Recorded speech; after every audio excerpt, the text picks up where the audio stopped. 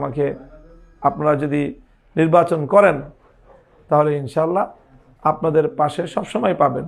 এলাকায় থাকি, এলাকায় আপনাদের মানে পায়ে হাঁটাও যেতে হবে না, জোরে চিল্লান দিলে এখানে শুনতে পাবো ইনশাআল্লাহ। তো সেইভাবে আমি আশা করি যে আপনারা যদি আমার কোনো ভুল ত্রুটি কোনো সময় দৃষ্টিতে আসে, যে কোনো সময় বলবেন, আমরা আমাদের সেই ভুল ত্রুটি শুধরে নেব। কোনো পরামর্শ থাকলে যে কোনো সময় পরামর্শ দিবেন, সেই পরামর্শ অনুযায়ী আমরা কাজ করব। এবং আপনারা যে কোনো সহযোগিতা চাইবেন, সহযোগিতা করবেন। আপনারা সহযোগিতা চাইলে আমি আপনাদের পাশে দাঁড়াবো, আমি আপনাদের সহযোগিতা চাইব। আমি আশা করি আপনারাও আমাকে সহযোগিতা করবেন, সেই প্রত্যাশা আমি রাখি।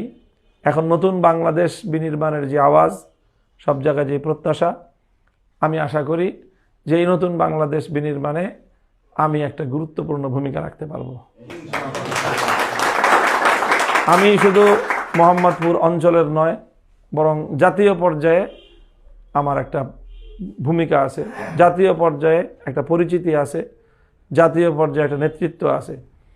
কাজেই একটা জাতীয় পর্যায়ের ব্যক্তি একটা এলাকায় কাজ করলে তার পক্ষে অনেক বেশি কিছু করা সম্ভব। তো আমি আশা করি যে আমার সেই সুযোগ আছে।